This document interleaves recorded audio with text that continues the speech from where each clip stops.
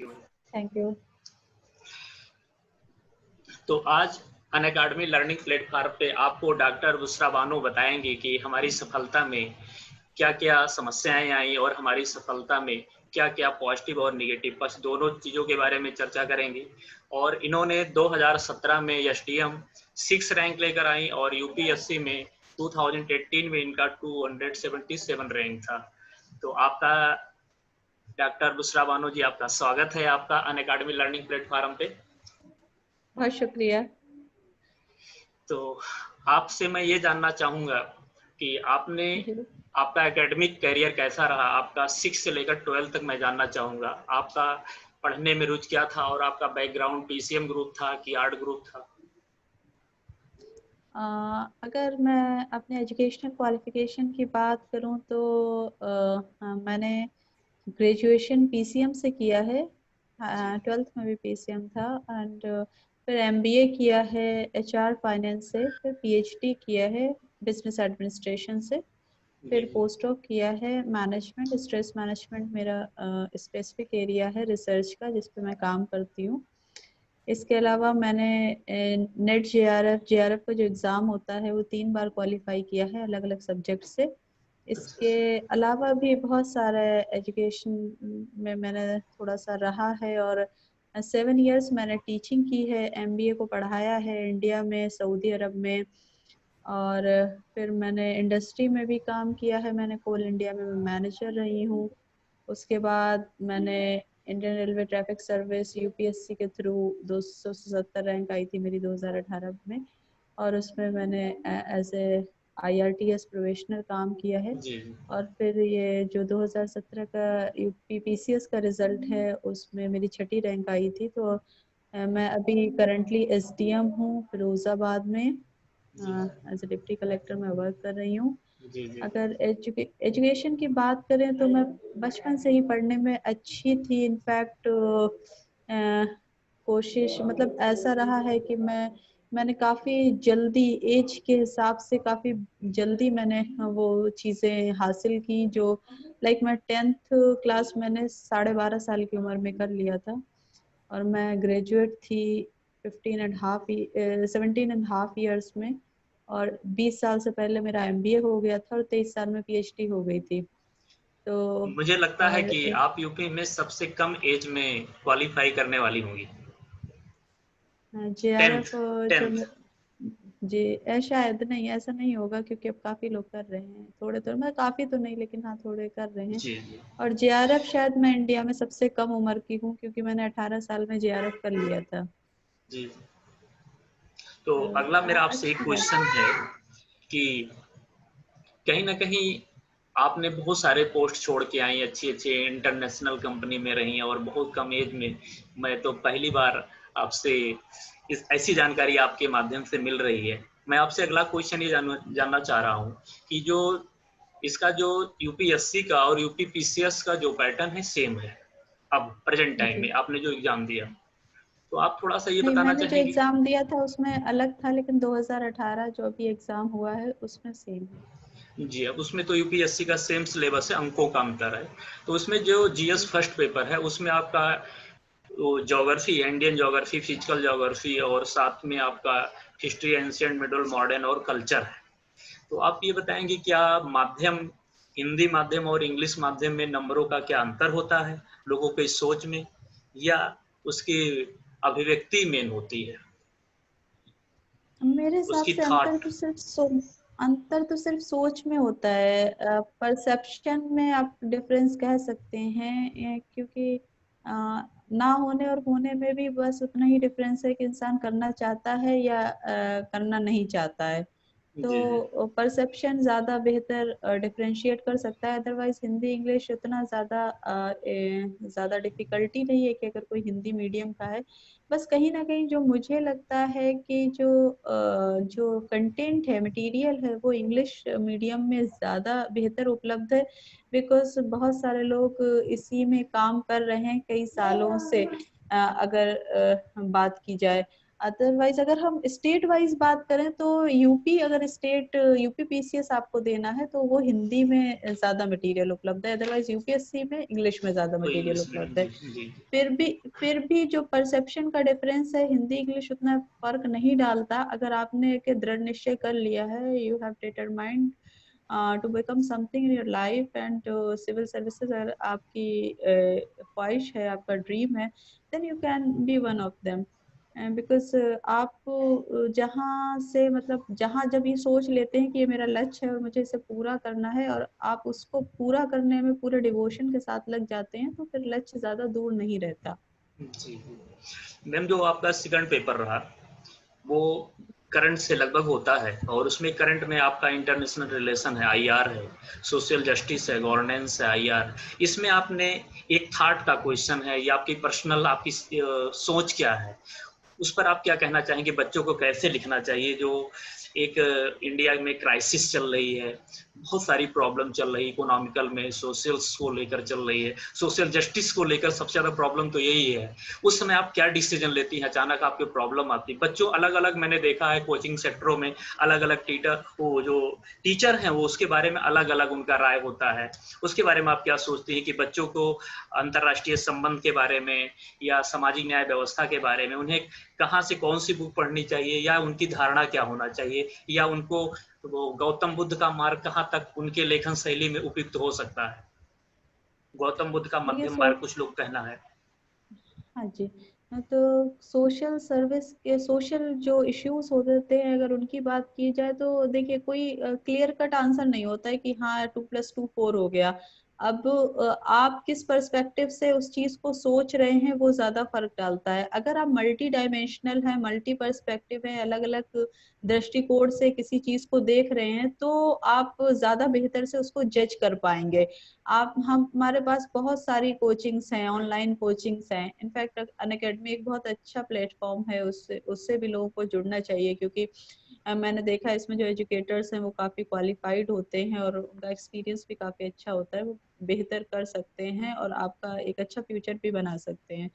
लेकिन अभी अगर आप YouTube देखें तो हजारों कोचिंग्स की मतलब लाखों की तादाद में एक ही टॉपिक को पढ़ा रहे हैं। इनफैक्ट बहुत सारे टाइम तो टीचर्स को कुछ पता भी नहीं होता है, वो वही दिन में पढ़ते हैं वो शाम को पढ़ा देते हैं। तो ऐसा नहीं है कि अगर उन्होंने कुछ सी तरीके से कोई आंसर दे रहे हैं, कोई सिचुएशन है, केस स्टडी है, और वो जिस तरह से पढ़ा रहे हैं उसी तरह से आंसर हो सकता है। आप उससे सोचने की कोशिश करिए कि जी जैसे जी इंडिया चाइना रिलेशंस हैं, तो इंडिया चाइना रिलेशन में अभी अगर आप 99% यही कहेंगे कि इंडिया और चाइना के बीच में ज्यादा से ज्यादा डायलॉग होना चाहिए, और जो इंफॉर्मेशन है वो शेयरिंग अच्छा होना चाहिए, लोगों को एक दूसरे के मतलब कंट्रीज को कोऑपरेट करके कोलैबोरेट करके डेवलपमेंट करना चाहिए।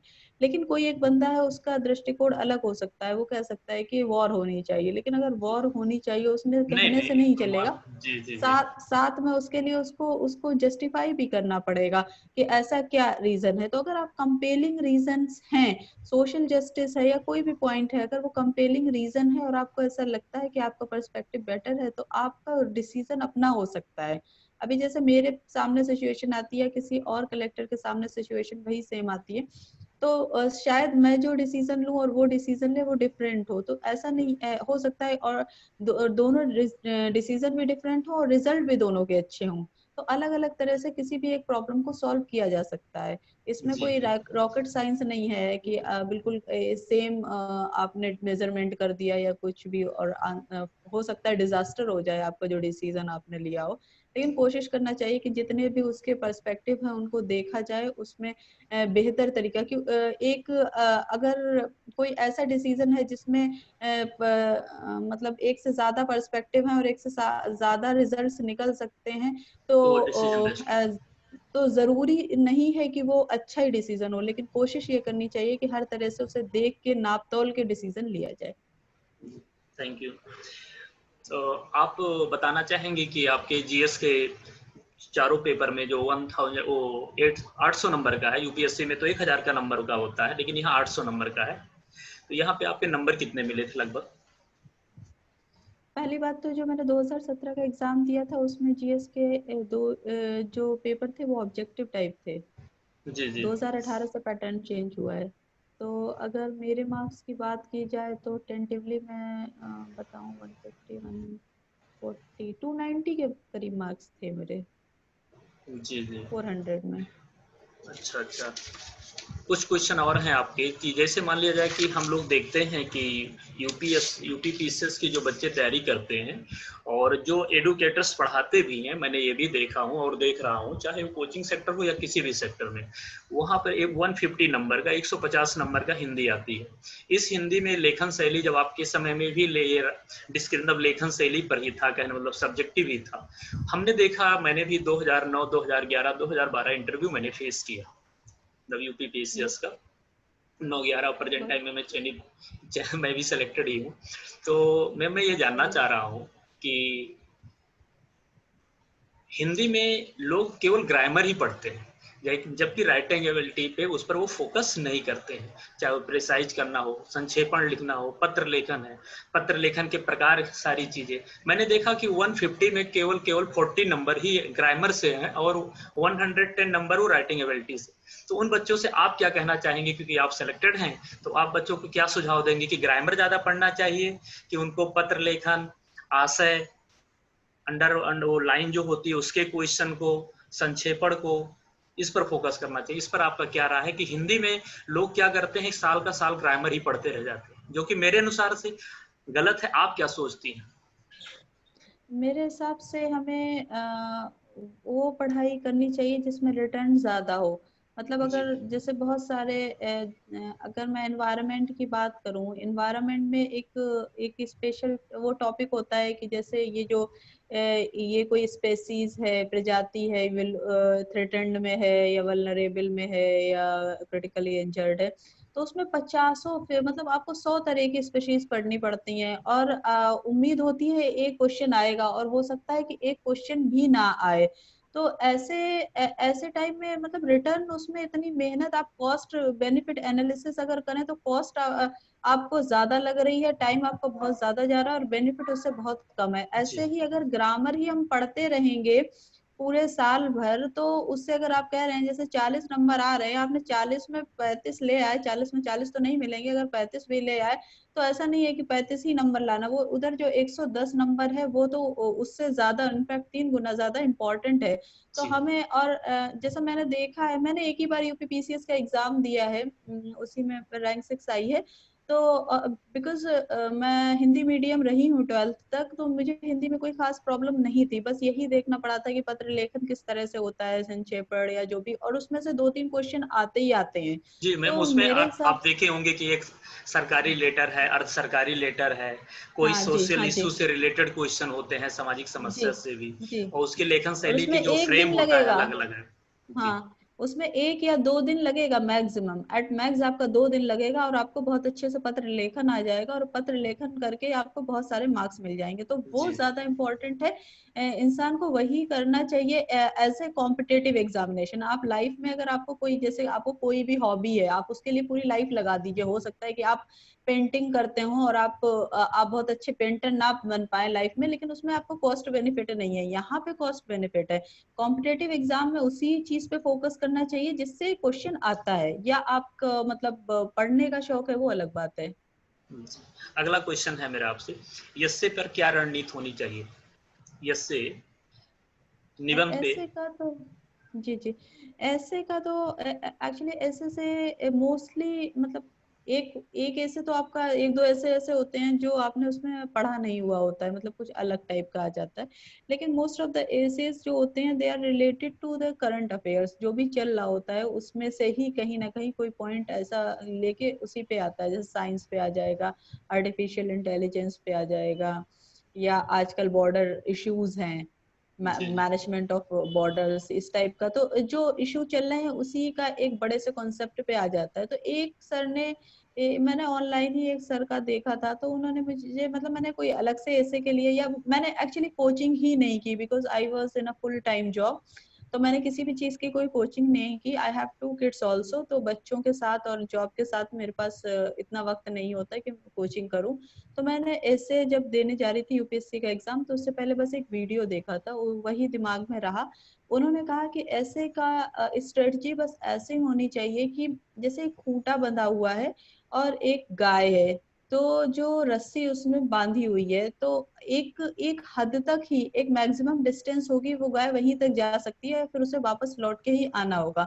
तो ऐसे जब हम लिख रहे हैं तो जो मेन थीम है वो हमारा खूंटा है, और जितनी बड़ी रस्सी है वो हम उतना ही जा सकते हैं। ऐसा नहीं है कि आपने एक ऐसे लिया और फिर आप पैराग्राफ दूसरे पैराग्राफ में पता नहीं कहाँ चले गए। तो आपको एक लिमिटेड स्पेस में ही लिखना है, उसी खूंटे के चारों तरफ, उसी मेन थीम के चारों तरफ लिखना है। अब उसमें अलग अलग वर्जन्स हैं लोगों के, जैसे लोग कहते हैं कि हेडिंग्स नहीं लिखना चाहिए and you should not use any kind of diagrams while writing ऐसे, but I haven't done that because मैंने काफी सारे रिसर्च पेपर्स लिखे हुए हैं, मैं रिसर्चर हूँ, 30 रिसर्च पेपर मेरे पब्लिश्ड हैं। तो थोड़ा सा राइटिंग स्किल्स सही थी, लेकिन मैंने हेडिंग्स भी यूज की हैं और डायग्राम्स भी यूज किए हैं, सब कुछ किया है, और मेरे मार्क्स ऐसे में अच्छे हैं, यूपीएससी में भी यूपीपीसीएस में भी। तो there is not no hard and fast rule कि ऐसा होना चाहिए, बट लेकिन लोग कहते हैं कि पैराग्राफ फॉर्म में होना चाहिए ऐसे, वैसा करिए आप, उसमें हेडिंग्स मत लिखिए, लेकिन हाँ जो आपको इम्पोर्टेंट लगे उसे थोड़ा सा हाईलाइट कर दीजिए। बहुत ज्यादा लिखने की जरूरत नहीं है, लेकिन क्रिस्प लिखिए और बहुत अच्छा लिखिए। जो आप कहना चाह रहे हो वो उसमें नजर आना चाहिए जब वो चेक कर रहा है जी। इसे। This is more important. आपका जो ऑप्शनल विषय जो था वो क्या था, ऑप्शनल सब्जेक्ट में? मैनेजमेंट था मेरा ऑप्शनल। हिस्ट्री? मैनेजमेंट। क्या? मैनेजमेंट। अच्छा, मैनेजमेंट था, ओके। तो आपका तो काफी रेयर मीडियम इंग्लिश ऑप्शनल है। मीडियम रहा होगा कि हिंदी मीडियम जी में जी। आपने परीक्षा दी? हिंदी। नहीं नहीं, इंग्लिश मीडियम था, मैनेजमेंट तो इंग्लिश में ही पढ़ा है। अच्छा अच्छा। ये इस समय जो लॉकडाउन चल रहा है कोरोना वायरस के, और मैंने एक चीज़ इसमें फील किया कि बहुत सारे लड़के लड़कियां जो फाइनेंशियल क्राइसिस भी चल रही है, उस पीरियड में वो ना कोचिंग स्टार्ट है ना कोचिंग कर सकते हैं।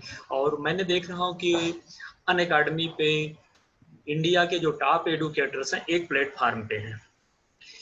जैसे मैं बता रहा हूँ कि मैथमेटिक्स मेरा एमएससी है, मैथमेटिक्स में जब पढ़ाता हूँ तो किसी भी स्टूडेंट से 10,000 से नहीं लेता हूँ। यहाँ पर इतनी मिनिमम फीस है, तो आप क्या कहना चाहेंगे कि एक 7,000 वो भी यार किसी का रेफरल कोड यूज करता है, चाहे अन अकेडमी का रेफरल कोड या किसी एडुकेटर का, तो उसकी फीस केवल 6300 रुपये में होती है, और 6300 रुपये में 70 एडुकेटर्स मिलते हैं।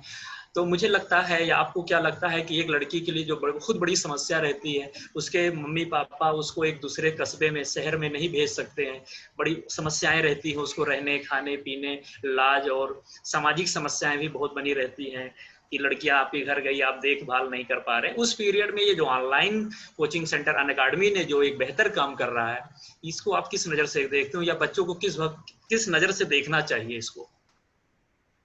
अभी हम बात कर रहे थे जैसे ना कॉस्ट बेनिफिट एनालिसिस की, तो अगर जैसे मैं अपना ही पर्टिकुलर केस लूं कि मेरे पास मतलब फाइनेंशियल रिसोर्सेज होने के बाद भी वक्त नहीं था, और मेरी सर्कमस्टांसेस ऐसी हैं कि मैं कोचिंग नहीं कर सकती। तो ऐसी बहुत सारी लड़कियों के साथ है, बहुत सारे के पास फाइनेंशियल रिसोर्सेज की कमी है, बहुत सारे लोग बाहर नहीं जा सकते।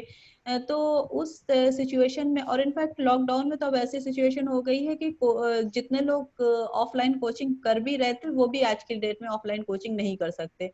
तो जी। ये बहुत ही एक बेहतर प्लेटफॉर्म है जो ऑनलाइन एजुकेशन है, और उसमें अनअकैडमी तो नो डाउट एक बहुत अच्छा प्लेटफॉर्म है, जिसमें टॉप एजुकेटर्स, अब आप बता रहे हैं 6300 में 70 एजुकेटर मिल रहे हैं। तो अगर हम कॉस्ट बेनिफिट वही एनालिसिस करें तो कॉस्ट बहुत कम है और बेनिफिट्स बहुत ज्यादा हैं। तो मेरे हिसाब से मैं रिकमेंड करूंगी कि ऐसी गर्ल्स को स्पेशली, जिनके बहुत सारे ख्वाब हैं और जो बहुत कोशिश करते रहते हैं कि हमारे ख्वाबों की पूर्ति हो, वो पूरा कर सके उन ख्वाबों को, तो आपको इसको ज्वाइन करना चाहिए। और बहुत अच्छी एजुकेशन प्रोवाइड करते हैं अनअकैडमी वाले। और आप लोग भी आइए, सिविल सर्विसेज में आप सबका स्वागत है। अगला एक क्वेश्चन आपका, एक नया टॉपिक यूपीएससी में जुड़ा था, वही यूपी पीसीएस कमीशन ने भी जारी किया। इथिक्स है, नीति शास्त्र। नीति शास्त्र में बच्चों की क्या क्या अप्लाई करना चाहिए, उसकी क्या थॉट होना चाहिए नीति शास्त्र में, एथिक्स को लेकर, एप्टीट्यूड को लेकर, इंटीग्रिटी को लेकर? अब मेरा मानना है कि हमारा जो एप्टीट्यूड है या एथिक्स है या इंटीग्रिटी है, ये it's not a one day process. ऐसा नहीं है कि आज मैंने मेरे एग्जाम में ये 2013 में ये क्वेश्चन पेपर जुड़ गया और आज मैंने इसे पढ़ना शुरू किया और 15 दिन में मैं बहुत एथिकल पर्सन हो जाऊंगा, बहुत इंटीग्रेटेड हो जाऊंगी। तो ऐसा नहीं है। It's a life long journey. आप जिस दिन माँ के पेट में होते हो और उस दिन से आज तक आप जो हो, आपकी वो पर्सनालिटी है, आपके वो एथिक्स हैं, आपके बहुत सारे एथिक्स जो हैं वो आपके कल्चर पे डिपेंड करते हैं, आपके सिचुएशन पे डिपेंड करते हैं, आपके बायोलॉजिकल जीन्स पे डिपेंड करते हैं, आपके सोसाइटी पे डिपेंड करते हैं। तो बहुत सारे चीजें हैं जिस पे आप डिपेंड करते हैं। तो आपका जो भी डिसीजन होगा, हो सकता है कि आपने कोई बुक्स में थ्योरी पढ़ ली और उसके बेस पे आपने कह दिया हाँ कि ये यूटिलिटेरियनिज्म है या कांतिज्म है या कुछ भी है। लेकिन जो रियलिटी है वो आपको खुद पता है कि कैसे है। तो मेरे हिसाब से एथिक्स इंटीग्रिटी जो भी है वो ऐसा नहीं है कि हम एक साल में सीख सकते हैं या 6 महीने 2 महीने। सिलेबस बहुत छोटा सा है, आप 1-1.5 महीने लगाएंगे, अच्छे से एथिक्स इंटीग्रिटी पढ़ सकते हैं। लेकिन उसे अपनी लाइफ में अप्लाई जब करेंगे तभी आप उसका जो एग्जाम है उसे अच्छे से क्वालिफाई कर पाएंगे। अब जी उसकी थियरी है वो आधे आधे मार्क्स की थियरी आती है। थ्योरी में आपने हो सकता है कि अच्छा कर लें, लेकिन जब उसमें केस स्टडी आएगी, आधे मार्क्स की उसमें केस स्टडीज आएंगी, तो उसमें आपको सिचुएशन दी जाएगी कि आपको ऐसे सिचुएशन में क्या करेंगे। तो वो जो आपने ना बचपन से पैदाइश होने से जो सीखा है आज तक, उसमें वो ज्यादा डोमिनेट कर जाता है। लेकिन प्रैक्टिस है, प्रैक्टिस से चीजें चेंज होती हैं। अगर आप ज्यादा से ज्यादा केस स्टडी करेंगे और अपनी थॉट प्रोसेस सही रखेंगे, वही ऑनेस्टी इंटीग्रिटी आपके अंदर है, या अगर नहीं भी है तो उसको जो हमारे अंदर जो डिस्ट्रक्टिव पावर्स हैं उसको कम करके हम कंस्ट्रक्टिव की तरफ बढ़ेंगे, तो हम उसको बहुत बेहतर से अच्छे से कर पाएंगे। तो ये बहुत अच्छा पेपर है जो जुड़ा है। और हमारी हमारी ड्यूटी की as a civil servant, even as a human being, हमारी सबसे पहले नीड ही इंटीग्रिटी की होती है। तभी हम इंटीग्रेटेड जब हैं तभी हम ह्यूमन बीइंग हैं। तो इंटीग्रिटी बहुत अच्छी चीज है, सबको पढ़ना चाहिए, दिल से पढ़ना चाहिए। कि जब दिल से पढ़ेंगे तभी हम लाइफ में इम्प्लीमेंट कर पाएंगे, और बहुत जरूरत है इसकी आगे। जी जी। अगला आपसे एक क्वेश्चन और है। बच्चों जी। को, कुछ बच्चों को, नए नए बच्चे होते हैं, ऊर्जावान होते हैं, उनके बहुत ज़्यादा एनर्जी होती है, उनके एक अच्छा ट्रैक नहीं मिल पाता है, और ट्रैक मिलने के ना ना मिलने के कारण से वो डेली टाइम टेबल बनाते हैं। मेरे क्वेश्चन बच्चों से था, वो बच्चों से क्वेश्चन मैं आपसे पूछ रहा हूँ। बच्चों लोगों ने मुझसे क्वेश्चन पूछा तो मैंने वो क्वेश्चन आपसे ले रहा हूँ। मैंने अपने लाइफ में करता क्या था कि डेली टाइम टेबल बनाता था, और आज जब पूरा नहीं कर पाता टाइम टेबल फाड़ देता, अच्छा मैं चेंज कर देता हूँ, फिर आज ये रोज मैं जो है उससे समझौता करता था। तो क्या बच्चों को टाइम टेबल के अकॉर्डिंग पढ़ना चाहिए, या फिर जब भी टाइम मिले तब भी उसको आपको अपने मैनेजमेंट के अकॉर्डिंग या अपने टाइम के अकॉर्डिंग उसको सेट करके पढ़ना चाहिए? आप क्या कहना चाहेंगे कि टाइम टेबल के बारे में, या टाइम टेबल क्यों बनाना चाहिए, क्यों जो आवश्यक होता है? जो आपने बताया ना कि आप रोज टाइम टेबल बनाते हैं, मेरे हिसाब से स्ट्रेटजी ही यही होना चाहिए। जी अगर आप एक नॉर्मल, हम ह्यूमन बीइंग हैं, हम सोसाइटी में रहते हैं, हम फैमिली के साथ रहते हैं, there are so many other priorities in our life. जी तो अगर हम देखें, आपने टाइम टेबल बना लिया कि I will follow this time table for a whole year, is it is never possible, होता ही नहीं है। अगर आप कोशिश भी कर लें, आप एक दिन कर लेंगे, दूसरे दिन कर लेंगे, तीसरे दिन तो वो बिगड़ना ही बिगड़ना है, बिकॉज जी there are certain other priorities in your life. तो मेरे हिसाब से जो टाइम टेबल है, that should be for one day only. एक दिन का, जैसे आज मुझे पता है कि मुझे आज यहाँ पे जाना है, यहाँ ऑफिस में मुझे बैठना है उतने इतने से टाइम, और ये जो मेरे पास 4 घंटे का टाइम है, तो इस 4 घंटे में मैं ये पढ़ूंगी। तो this this should be the strategy. लेकिन अगर आपके पास फुल टाइम आप प्रिपरेशन ही कर रहे हैं, तब भी आपको पर डे का मतलब एक ओवरऑल आपके पास शेड्यूल होना चाहिए कि मुझे 15 दिन में हिस्ट्री करनी है, 25 दिन में कुछ भी अपना जो भी ऑप्शनल है वो करना है। तो इस तरह से आपको डिसाइड कर देना चाहिए अलग अलग टाइम। लेकिन जो टाइम टेबल है ऑन डेली बेसिस, वो प्रायोरिटीज के बेस पे ही होना चाहिए। लेकिन आपकी प्रायोरिटी अगर पढ़ना ही है, इनफैक्ट होनी भी चाहिए, तो प्रायोरिटी उस दिन की डिसाइड करिए कि अगर आपको 8 घंटे पढ़ना है तो 8 घंटे में आप क्या क्या पढ़ेंगे, वही फॉलो हो पाएगा लाइफ में। अदरवाइज जो 1 साल का टाइम टेबल या 1 महीना का टाइम टेबल होता ही नहीं। अगर आपने लिख दिया 4 बजे उठना है तो 4 बजे आप आँख खोलेंगे और फिर सोचेंगे चलो 1 घंटा और सो लेते हैं, तो फिर 5 बजे वो टाइम टेबल आपका डिस्टर्ब हो गया। तो डेली बेसिस पे होना चाहिए मेरे हिसाब से। जी, नहीं आपका सही है। तो क्योंकि आप एक कभी-कभी होता क्या है, बच्चों को एक मंच की ज़रूरत, एक मंच से कही हुई बातें ज़्यादा अच्छी लगती हैं और उस पे विश्वास करते हैं। तो ये बच्चों में एक अच्छा मैसेज आएगा आपके माध्यम से। तो आप अनअकैडमी लर्निंग प्लेट में आकर आपने इस मुकाम को पाए। आप लर्निंग प्लेटफ़ॉर्म के परिवार की ओर से, अनअकैडमी के सभी सदस्य, ऑल मेंबर की तरफ से आपको बहुत-बहुत धन्यवाद। और मैं चाहूँगा, ईश्वर से प्रार्थना करता हूँ पूरी टीम, कि आप बुलंदियों को छुएँ और आप जिस जगह पे इस समय एसडीएम हैं, उसी ज़िले में कभी आप डीएम बन के आएँ और मैं भी और मेरी टीम भी आपसे मिले। बहुत-बहुत धन्यवाद बहुत आपको। शुक्रिया, बहुत शुक्रिया सर। नमस्ते।